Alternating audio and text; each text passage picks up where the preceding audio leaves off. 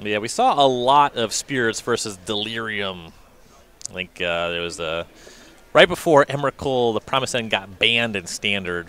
Saw Brad Nelson win an Open with the green-black Delirium deck in a heavily populated Spirits kind of field. I have a very good anecdote about that tournament, but I will save for another day. No, just for like later in the match. For a couple minutes from now. Yeah.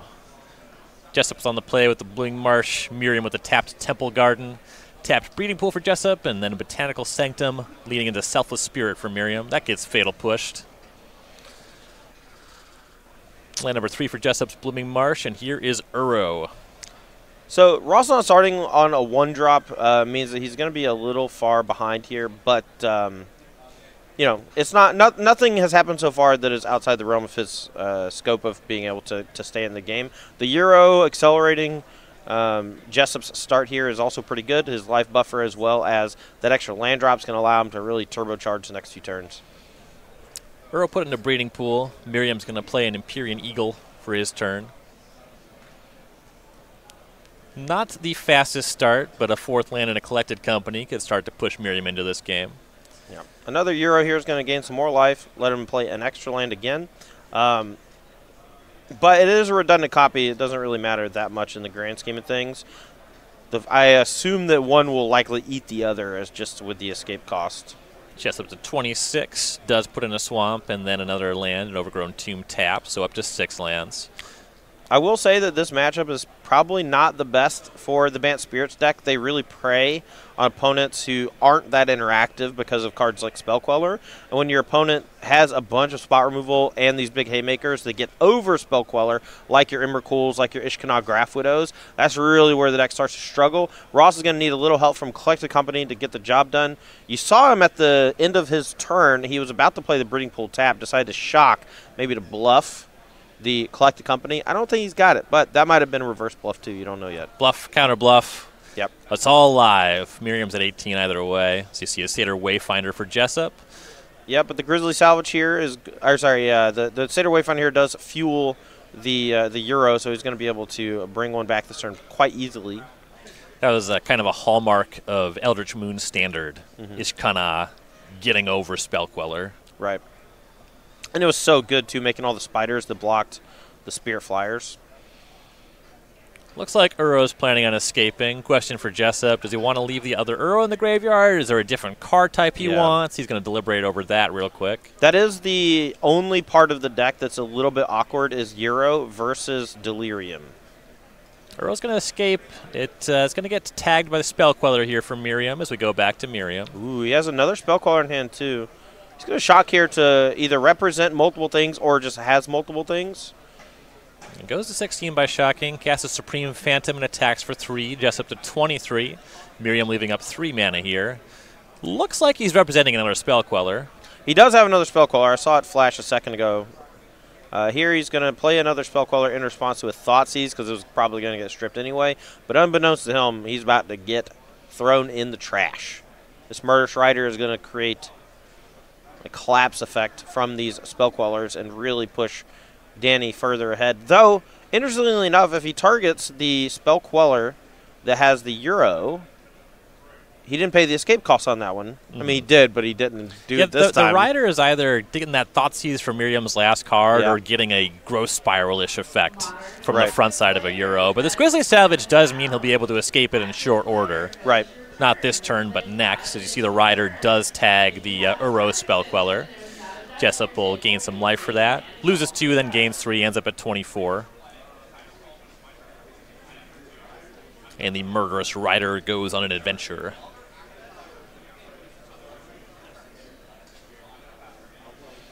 Back to Ross Merriam. That was interesting. So Danny played the shock lane tapped. I'm pretty sure he has a Jace VP in hand. Thought maybe he'd want to go ahead and get that down, start looting, maybe transform it before bringing back the Euro. Unless I'm misreading his hand. We'll see in just a moment. Maybe he values the 2 life higher. I don't know. Another Eagle for Merriam. Supreme Phantom connects for 2. Spell Queller for 4 now, so that was 6. Jessup down to 20. Yeah, he's going to take a little more here from the Thoughtseize. But he's going to be able to bring back Euro and cast the Jace. But he's not going to be able to transform it for a little bit. Sees Glacial Fortress with that Thoughtseize, goes to 18. Escape 5. Probably needs to leave the land. I'm not sure what the other cards should be. It's not super easy to get lands in the graveyard with this deck. Though they do play a lot of Fabled Passage. And that certainly helps. Fully 4 copies of Fabled Passage. The legal fetch land, as it were. Yeah, I'm pretty sure he drew Traverse the Ulvenwald as his draw, which is pretty awkward to draw off of the Euro that you just used to escape on. Yeah. This Jace Vryn's Prodigy plus this Uro might enable him to get back to Delirium for too long. Wow, this is a hell of an attack. Dan here, representing a Fatal Push, doesn't have it, but Ross can't. He just can't block. This is a free damage. If he blocks and gets Fatal Pushed, I think he loses the game. Right. Also, Dan kind of happy just getting creature in the graveyard, just land sorcery right now. So really nice attack by Jessup. Yeah, love the attack from Jessup there. It seemed like a, why would I attack my 1/1 into your 2/3, but just the threat of Fatal Push and the threat of putting an extra card in the graveyard for Delirium, huge here. So Merriam draws, plays that Glacial Fortress, attacks with the 3 creatures. Jessup's going to take that hit. What is this now? 4, 5, 6, 7, 8, 9. So Jessup's at 10, if I'm not mistaken. There it is.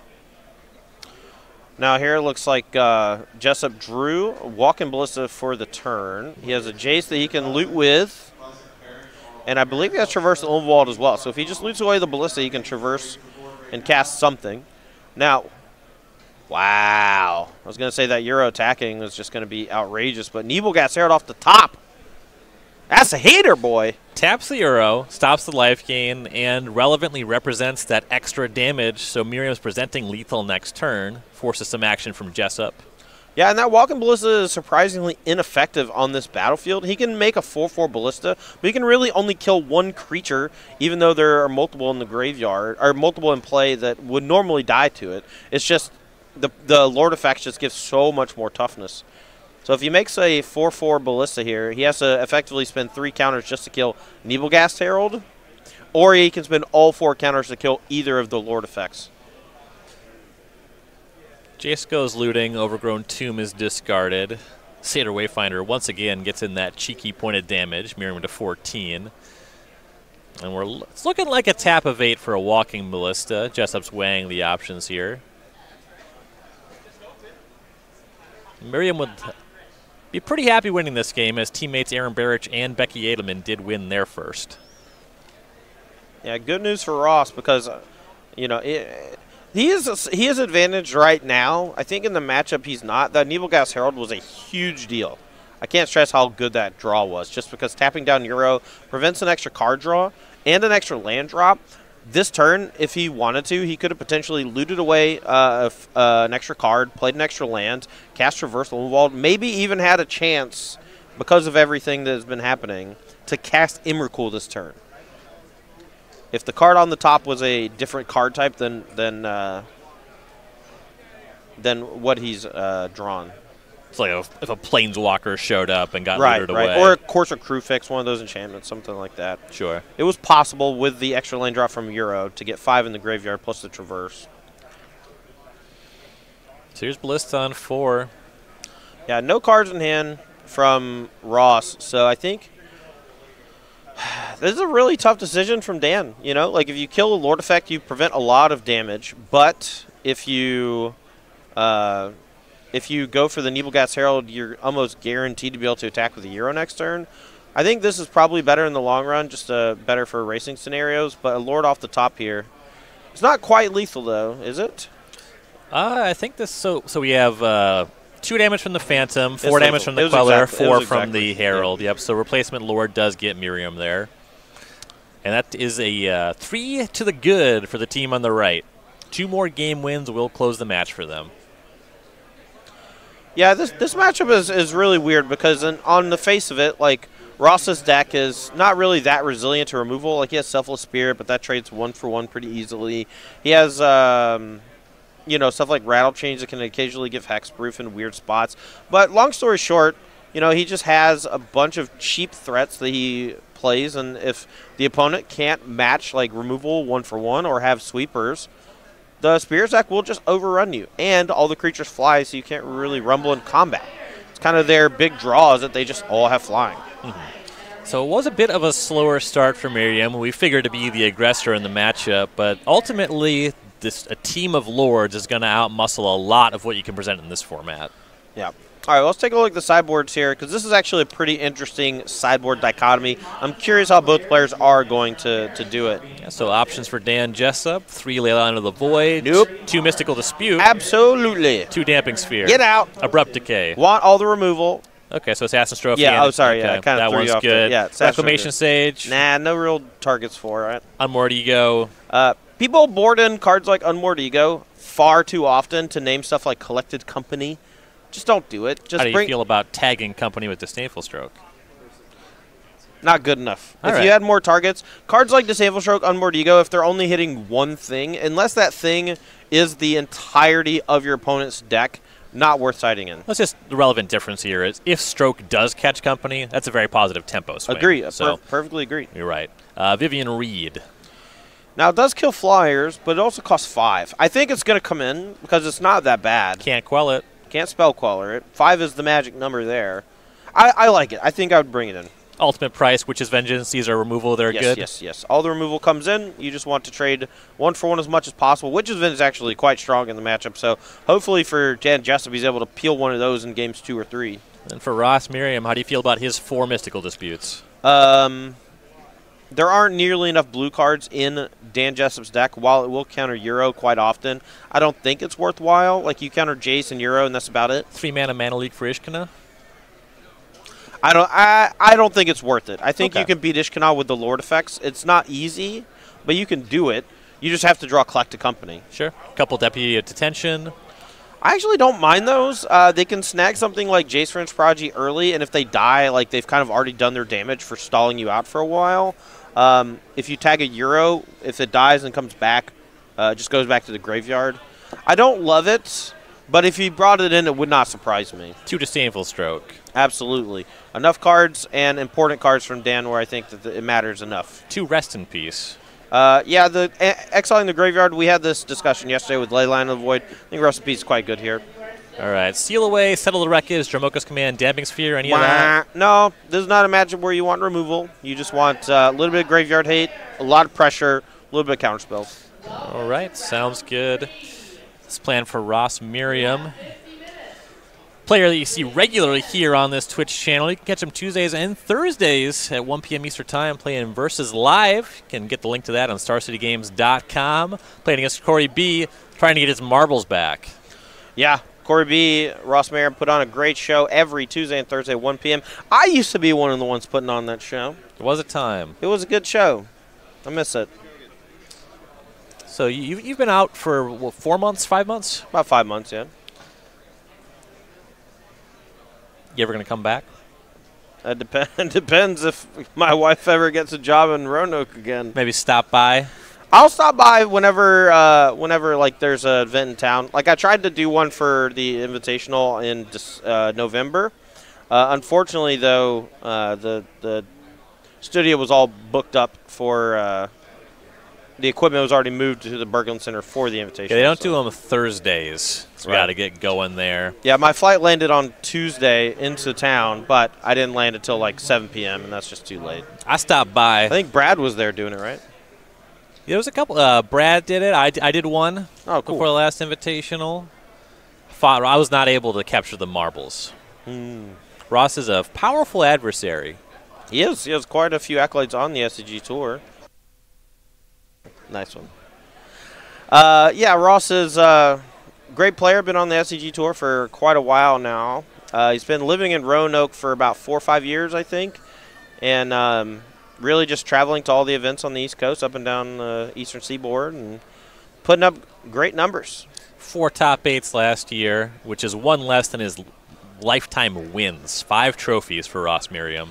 Yeah, he's in the 5 trophy club. There's not very many people there. And he's looking maybe to get him a 6th one this weekend. Team events are kind of escaping him as far as trophies are concerned. Has at least 1 finals that I'm aware of. I know that when he was teaming with Tannen Grace, it was kind of a running joke that Tannen was never able to win a trophy. And the curse, you know, has has followed Ross around in a similar vein. But he did pick up a win with Is a Phoenix, not last year, but the year before at the end of 2018. An early adopter of that deck. Oh, he was I don't know if he, was the first person to create it, but he certainly was the first person to take it to a major tournament and crush with it. Yeah, he showed up a couple times, and then he really really established the deck when he invented Crackling Drake. Yeah. So Ross, at that tournament was pretty funny. Jim Davis was playing some bad Jim Davis deck, and they were teammates at the time. And Jim was like, Ross, why didn't you tell me your deck was broken? He's like, he just won the tournament. He's just like, I did. Right. In our group chat multiple times. Why didn't you tell me in a way that I believed you? Players underway here in game number 2. We see Jace Fringe Prodigy squaring off against Rest in Peace. The classic Jace Folk Looter. Now that Vivian Reed here is going to potentially have a huge impact. Not only can it kill a flyer, but it could just kill that Rest in Peace on turn 5. In the meantime, Jessup at least gets to loot with the Jace. So that one not totally turned off by the Rest in Peace. Yeah, but the real strength of it is the threat of the turning into effectively a Snapcaster Mage. When it transforms, you're able to minus and flashback a removal spell, a Thoughtseize, or something like that. And when you're not able to do that, it's still okay. It's serviceable, but it's not Jace good. Traverse the Ovenwald going to be exiled there. Jessup not into Lay of the Land. This one's a bit of a cost, though. He's going to cast Uro. Yeah, but he isn't to Growth Spiral. Goes to 23, puts a Breeding Pool on the battlefield. All right, well, if he has another land drop for next turn, that's going to allow him to cast the Vivian Reed, so I'm curious if Ross has the answer here. Looks like he has quite a few flash things in the hand, but I don't know if he has the Disdainful Stroke necessary or even Mystical Dispute necessary to counter the Vivian Reed. Botanical Sanctum was land number 3, so Merriam representing something at instant speed. So we go back to Dan Jessup. There's an island in the hand, so land number 5 is around. Colors online. Plenty of black, green, and blue mana. Yeah, I think they're just having a discussion now on whether or not they think Ross has some sort of counterspell, and I think Zach Allen has kind of figured out the same thing that I did, that it's very unlikely that Ross has a Disdainful Stroke in hand. There's actually not that many targets for it. The more I looked at the deck list, the more I realized that Euro only costs 3 even when you're doing the other ability. And if you just look at his deck list on the Cardboard Live extension, you can see all his removal costs 1 and 2. Planeswalkers all cost 1 except for the Nissa Who Shakes the World. There's 1 of that. 1 Ishkanah, 1 Emrakul, and that's it outside of sideboard cards. So Vivian does come down. It resolves. It destroys Rest in Peace. Merriam had Nebelgast Herald. That's what he used with the mana. Jace is going to loot away Thoughtseize, and we go back to Ross Merriam. Perhaps a slight misstep from Ross. Could have played the Nebelgast Herald in response to the Vivian killing the Rest in Peace to tap the Jace, and that would have actually sent the looted spell into the discard zone, or the exile zone instead of the graveyard. Yeah, fair point. You do see that in the graveyard now. Merriam shocks to 18 for a Breeding Pool, attacks for 2, and passes. Now, putting a Planeswalker in the graveyard is actually pretty good for Dan. Obviously, he'd rather have it in play, but it did the job. It killed the Rest in Peace. It soaked some damage, but it also put a Planeswalker in the graveyard for Delirium, which is potentially worthwhile. Back over to Jessup. He will loot. Discards a Breeding Pool. Plays a Breeding Pool tapped. You see Ishkanah among the holdings. You have Sorcery, Planeswalker, land in the graveyard. Yeah, Ishkanah in the hand. Looked like a Fatal Push as well, but that doesn't tag 3s unless you hit Revolt. Merriam does have Collected Company and 2 Lords, a couple Supreme Phantoms joining the party. And a couple Fatal Push. Going to kick them right out. Yep. And if I'm not mistaken, that actually does give him Delirium next turn for Ishkanah, so Ross is going to need something big here. Yeah, Instant is a fresh card type for Jessup, so he's fully delirious. Merriam plays a Glacial Fortress. Oh, Here's a Selfless Spirit. It's pretty brutal, too, because that Thoughtseize is looming in the graveyard as the 4th card type, so Ross here might get extremely punished for that small misstep on the Vivian targeting the Rest in Peace turn. Herald's going to knock Jessup to 21. Well, I guess Jessup did draw a creature here with the Satyr Wayfinder, so it would not have changed much. He just has active Jace, right? It's going to catch up eventually. Exactly. Jace goes looting. Jace discards Jace. Jace transforms into Jace. Great. And now, if you're Dan, you're just windmill slamming this Ishkanah and crossing your fingers. You definitely should not cast a Satyr Wayfinder and gamble on a land. Because if it gets tagged with Spell Queller, you just lose on the spot. Yeah, that would be pretty brutal. And here just comes Ishkanah. Yep. Still has not activated the Telepath Unbound. Yeah, I think he might actually start ticking this up to shrink the opposing creatures. But he's casting Ishkanah first because if the Ishkanah gets countered, then he wants to definitely tick up to keep the Jace alive.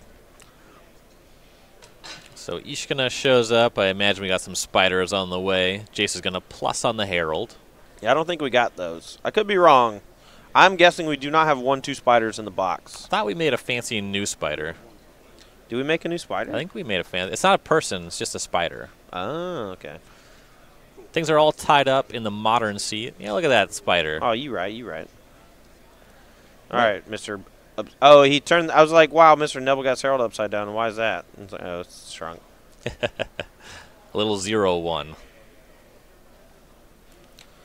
Common little thing that players do whenever there's an invisible static effect messing with one of your permanents.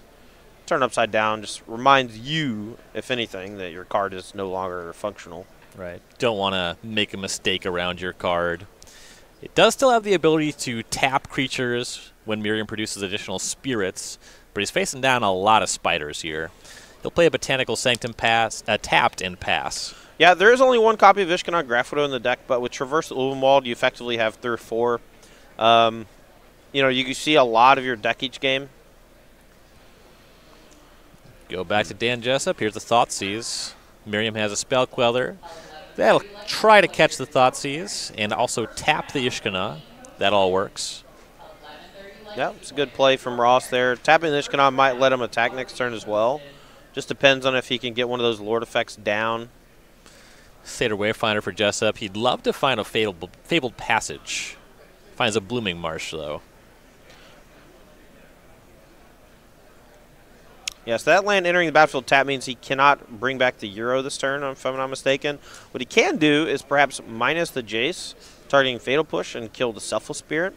But it looks like he's just going to continue shrinking various creatures from Ross's side of things to make attacks really untenable. Plus is on the Herald, plays the Marsh. Back over to Ross Merriam. All right, well, he has a, looks like a Supreme Phantom in hand, but it might be a Row Chains if I'm not mistaken. It's hard to tell. 2-drop blue Spirit with some chains coming out of it, you know what I'm saying? All right, but if it is Supreme Phantom, he can play it, tap down one of the spiders, and attack with at least the Spell Queller. The Selfless Spirit could get double blocked. He does, it looks like he has a Spectral Sailor, though, so maybe that's worth casting to tap down another one so he can attack with both. Supreme Phantom and Spectral Sailor. Some spiders tapped. A big attack here.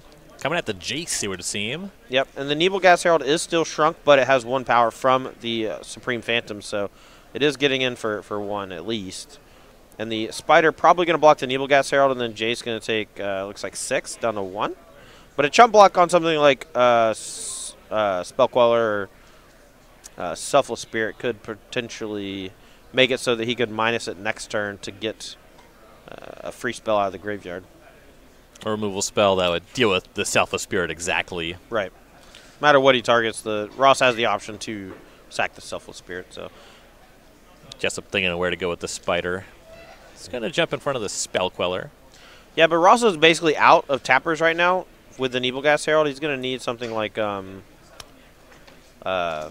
Collect a Company off the top, or just some juice off maybe the Spectral Sailor draws to get effectively another attack like he just had, because he has to tap down quite a bit of stuff. And Jace going to go to 3 from that attack. Back to Dan Jessup. Too bad Moorland Haunt isn't legal. Could really do some work with that Herald with that card. That's true. That does sound pretty good. I'm a huge fan of Nebelgast Herald. Like, when I first saw it in these decks, I was kind of thrown for a loop, to be honest. Looks like Uro is going to escape for Jessup to start his turn. That's going to work. He'll go back to 24, put a Swamp on the battlefield, and Fatal Push is the card in hand. This is kind of an interesting spot. Dan can minus targeting Fatal Push, and that actually turns on Revolt.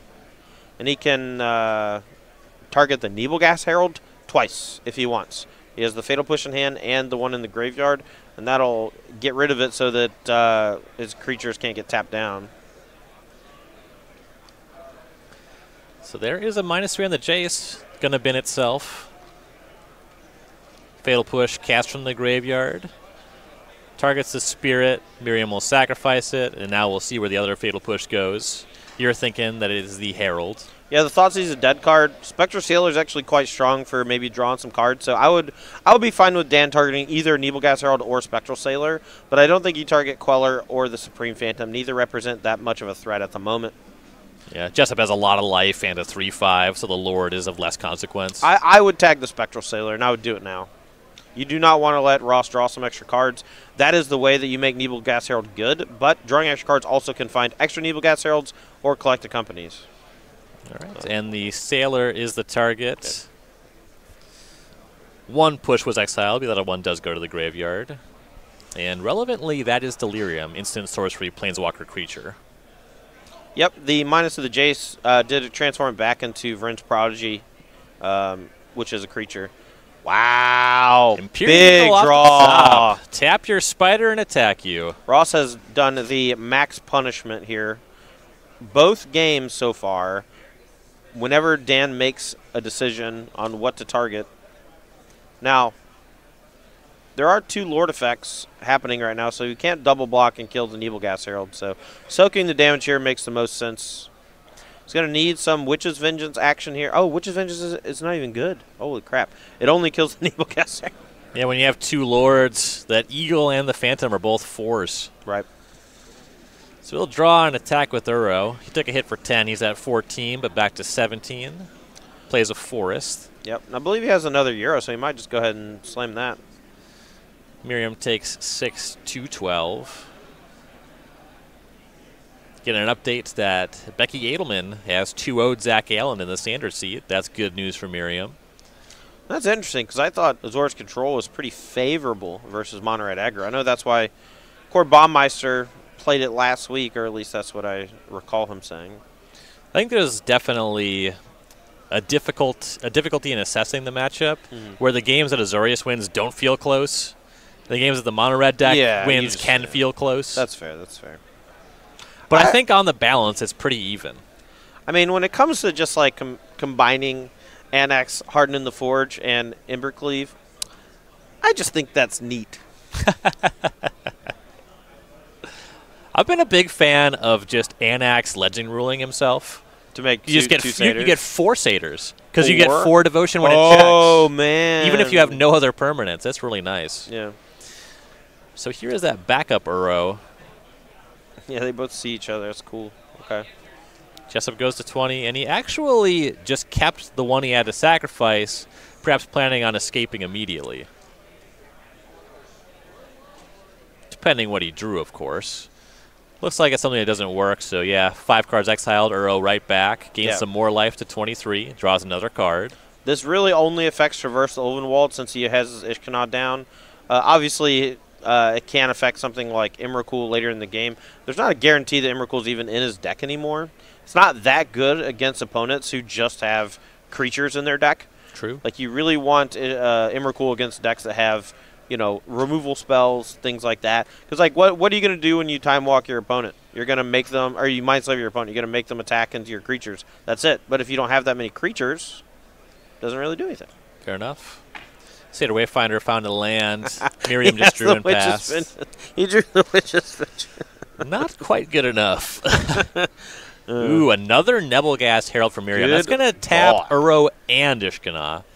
Okay, well, ooh, this Abrupt is going to be Decay. bad. That's good. This is a combo. Yeah, this 2 is cards, all of them. Plague Wind. That ain't bad. I will name Spirit with Witch's Vengeance, please. Yeah, you sure you want to name Spirit? Okay. You sure you don't want to name Spider? Thoughtseize freed up. Don't think Jessup wants to cast that. That's going to exile. Yeah, That's it's a May on the Spell Queller. The life is more important. Ross has no cards in hand, so. All right, back to Ross Merriam, now in dire straits, and in fact, no interested in continuing to play. Yeah, he also drew Mystical Diffuser his turn. These players are going to game 3. Yeah, that was a hot little combo from Dan. All right, we're going to go ahead and switch over. Check out the deciding game 3 for our modern seat. Dimir Wurza for Harlan Fear against Golgagmoth combo for Aaron Barich. Barich has expressed that her concern with this deck going forward is people wising up and playing Grafdigger's Cage. Yep. Harlan Fear kind of doesn't leave home without that card. Yeah, I mean, I know for a while he was like main decking it in his Wurza deck, and it just kind of makes sense because it's such a powerful card against all these Collected Company, like Devoted Druid decks that are running around. Yeah, just in the sideboard this weekend, but we are in a sideboard game. So plenty of access to that with these War of Inventions. You see Barich did lose the first sideboarded game, starting this one with the Once Upon a Time for a Yawgmoth. Are you assuming that it's Aaron's turn?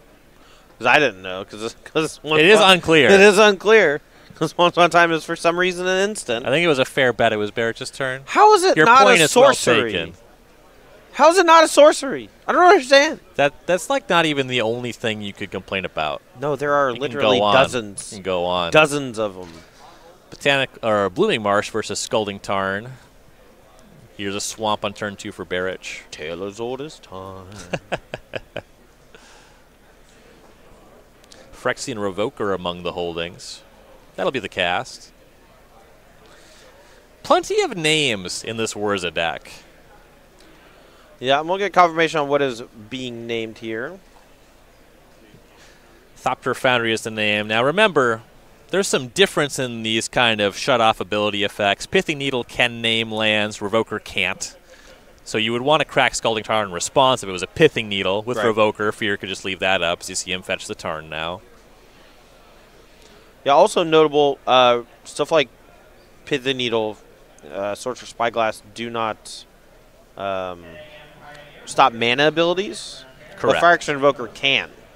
Yeah, so it can turn off, like, Moxen, Talismans, that sort of stuff. Actually just completely shut down Urza. Yes.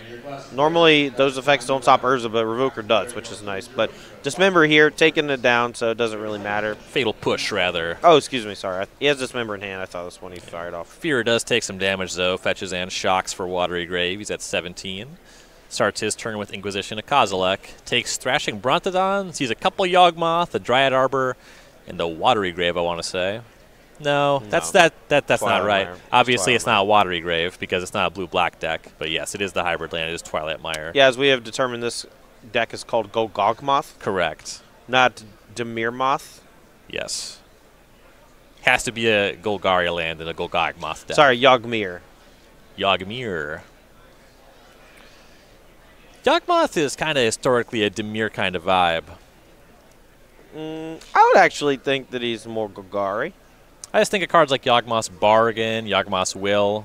That's a Dimir kind of setup. Wait, are you talking about because they affect the graveyard and draw cards? Much yes, like that's it. Every green card printed in the last 10 years?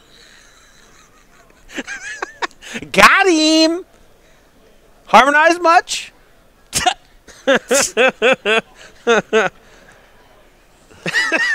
God. That point is so true, but you're still so wrong. I know. I don't know what to say. I know. That's why it's beautiful. All right, so we have some developments. Dryad Arbor got hit with a Fatal Push. That slowed down the development from Barich, but she had a follow-up of Birds of Paradise into one of those Yawgmoths. Here's a pretty nice sideboard card for Fear, too. Kalitas. That's not bad against undying creatures. Yeah, you don't see that one in Modern too often. It's quite often a Pioneer sideboard card, occasionally main deck and Vampires. Very powerful in a fair v fair matchup. And after sideboard here, both players getting really, really interactive with more discard effects, more removal, and stuff like Kalitas is king when you strip all the removal, and also just when your opponent's deck is full of undying creatures. Just so happens to be completely busted.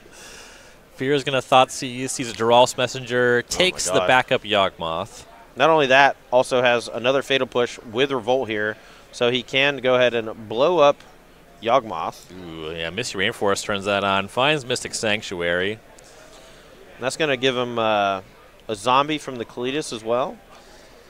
Puts a Fatal Push on top, casts Fatal Push from hand. Goodbye, Yawgmoth. Hello, zombie.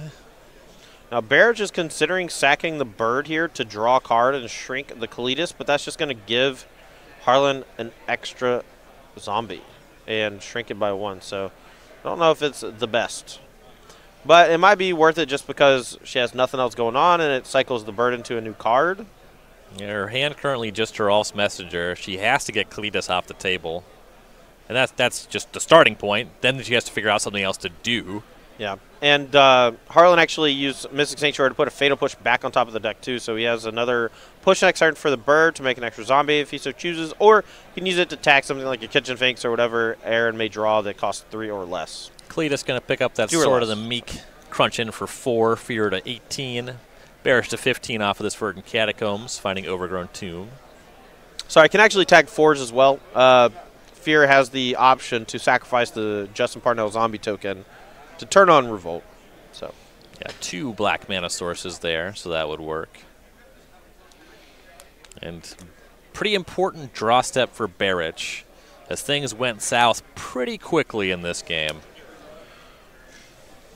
I'm not sure if she has much to actually beat a Kalidas. Like, looking at deck lists here, let's take a peek. Main deck seems like it's Cavalier of Night, or a million copies, or a million -1/-1s from Yawgmoth. Sideboard, 1 Assassin's Trophy, and that's it. I'll tell you what's not going to do it. Geralf's Messenger plus Young Wolf.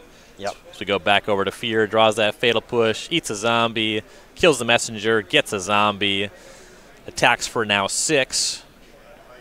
Yeah, that Sword of the Meek is rarely used as an actual equipment. But when it is, it's quite funny. Here is a 2-mana 0/1, and that's all the abilities it has. Something very charming about a 5/6 picking up a Sword of the Meek. Yeah, yeah. Ooh. And Archmage's Charm to pick up for Fear. And we're going back to Pioneer. Outs have gone from slim to none. Once upon a time, yeah, sure, that resolves. Yeah, just counter whatever that Aaron gets off of it. Stranglewood Geist. Probably just let that one go. Who cares? Yeah, dude, it's 2-1. Fear at 30. Barich at 1. 30. Uh-oh. Sorry, 28 apparently. A sparse 28. All right. Steal your young wolf. That is. I do not revel in Aaron losing, but only the sweet plays. Harlan Fear with a nice win there over Aaron Barich. Kalidas doing a ton of heavy lifting, and finally the Archmage's Charm stealing a young wolf to get in the last point. Come on, man. We're all tied up here then. It's going to come down to game number 3 in Pioneer. Here we go. Ross Merriam on the play. Botanical Sanctum, go. Dan Jessup. Do we have a Thoughtseize? We have a Blooming Marsh. And we do have a Thoughtseize. Take a look at Miriam's hand. Spectral Sailor in response. See Island, Botanical Sanctum, Collected Company, Selfless Spirit, and I believe a Hinterland Harbor at the bottom there. Not sure. Yeah, it looks like a breeding pool at the bottom left. There's no Hinterland Harbor in the deck. It's the Gatecrash breeding pool. Yes, yes. But Collected Company, a pretty easy take. There's currently no white mana for Selfless Spirit. Ross kept a fairly loose one, but Collected Company is extremely good in the matchup, so it makes sense. Also, 1 drop with Spectral Sailor gets the beats going quick. I just have such disdain for Return to Ravnica shocks that I don't recognize them when I see them. See, I actually almost always use Return to Ravnica shocks. I don't know why. I think that I have a disease in my brain. That's probably not it. I got Twitter brain. Collected Company taken by the Thoughtseize. Jessup to 17 after getting hit by the Sailor. Miriam just another Botanical Sanctum. See Jessup play a tap Watery Grave. Woo! That was a hot one. In the upkeep, goes for a Fatal Push. Rattle Chain's going to catch that one. Nice pickup by Miriam. Sailor attacks again. Jessup to 16. 3rd Botanical Sanctum is the land for Merriam. Remember that thing I was saying last game about Ross just keeps peeling to absolutely demolish Dan in the right situations? Dan repealed last game with the Witch's Vengeance. So he got his Witch's Vengeance. You know what I'm saying? But this go-around, he's got a handful of removal, and Ross's hand's not that good. But that turn was a beating. All right, see what Jessup can do about it. Starts his turn with the tap breeding pool. He's just going to decay here. I would tag the Spectral Sailor. And he does. The Rattle Chain's letting all of your creatures have flash is kind of cool, though.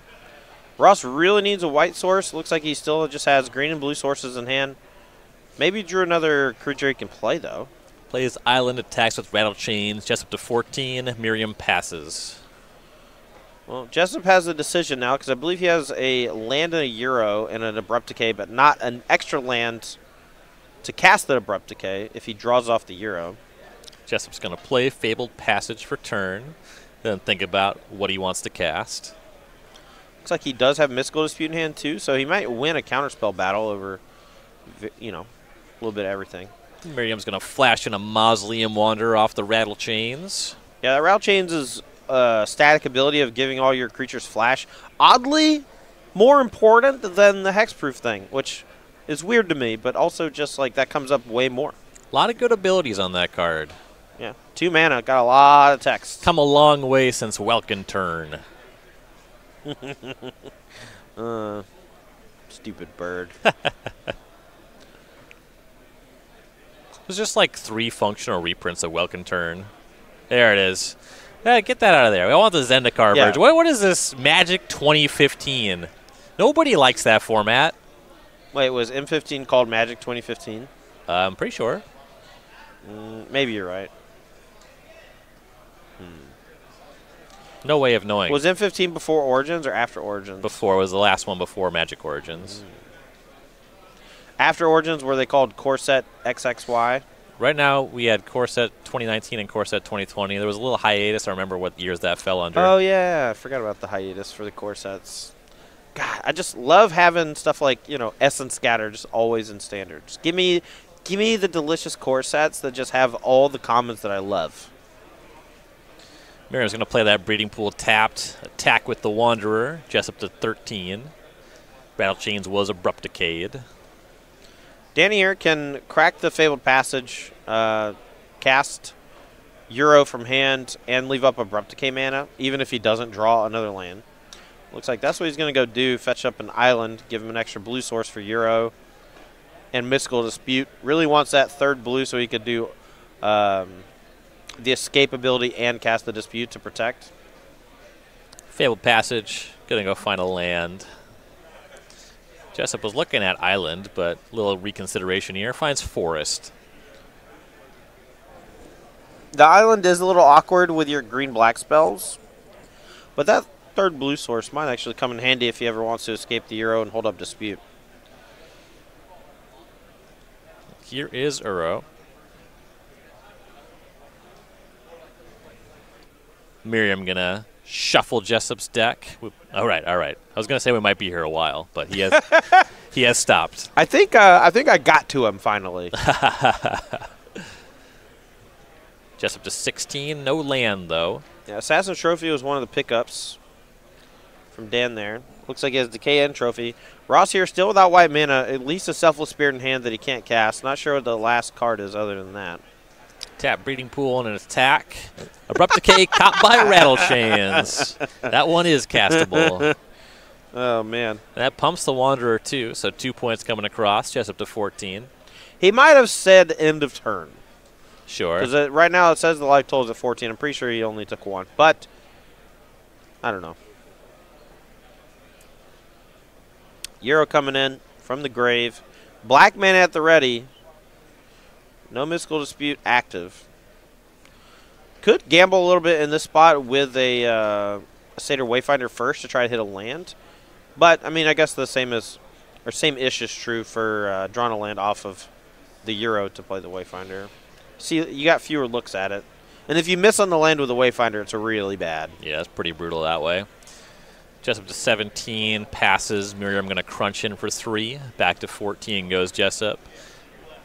But just a draw and a pass otherwise for Merriam. So now Jessup could potentially start going to work with that big Titan. Yep. Ross peeled a Coco. Wow. Ooh. But perfect answer. Mana Leak for 3. Mana Leak for 3. Mystical Dispute catches the company. Gets the job done. Here's an attack for 6 with a draw and a land drop and a gain of 3 life. And this game is slowly starting to slip away from Ross Merriam. A lot of really tight technical play from Ross. countering a lot of the stuff Dan's doing at every turn, but Dan just seems to have the answers this game. Uro trigger puts Jessup to 17. Attack for 6 is going to put Merriam to 8. And there's a walking ballista in Jessup's hands. We can clean this one up pretty quick. State Wayfinder going to take a look. Apologies, Merriam is at 14. Hit it already registered. All right, Wayfinder, second main, going to find the land, fill the graveyard a bit for future Euros or Traverse Ulvenwalls and such. Ballista is in hand for Dan Jessup as well. That one of very powerful with Traverse Ulvenwald and very good against the low toughness creatures in this Bant Spirits deck. Right now looking more like a Simic Spirits deck. That's probably not good for Ross. As the race stood, this was just Merriam attacking for 3 and Jessup gaining it back, and it's about to get a lot worse because Witch's Vengeance was the draw for turn for Jessup. Yeah, you can cast this just to kill both of the spirits that are in play at the moment. I don't mind it. Might even just hold it. Might hold it, yeah. Killing 2 for 1 here when Ross is pretty low in resources. He knows about the Dead Selfless Spirit. The last card is the one that maybe gives him some pause. He could also just slam a giant ballista. A 3/3 ballista here is quite strong. Can't quell it either. Right. Now the attack of the Uro and the Wayfinder puts Merriam to 7. I suppose there is some consideration to just cast Witch's Vengeance because he played the land tapped instead of untapped. It's also a big deal that it only shrinks spirits. So if you wait until next turn, Merriam won't be able to have a blocker on your lethal attack. Sure. Ballista for 2. Ballista. I guess so he can hold up Abrupt Decay. That actually is pretty reasonable. Yeah, there's a choice between Decay or Grizzly Salvage here. And the Ballista for 2, it's good. Okay.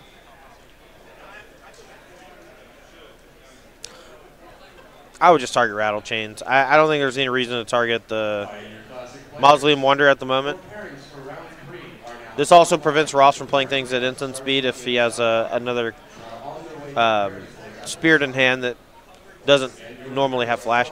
I would not use the last counter here. The 1/1 is like not that relevant, and the Ballista sitting on the battlefield is basically game over.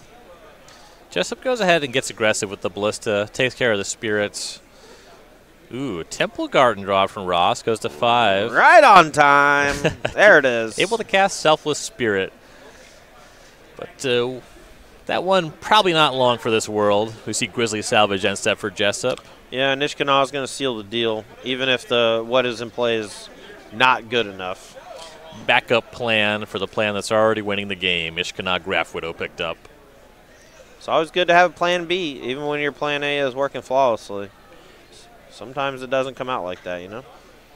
Abrupt Decay. I would like to attack you for lethal, and that's going to work. Dan Jessup's going to clinch this one for the team. Fear, Jessup, and Allen advance to 9-1-1.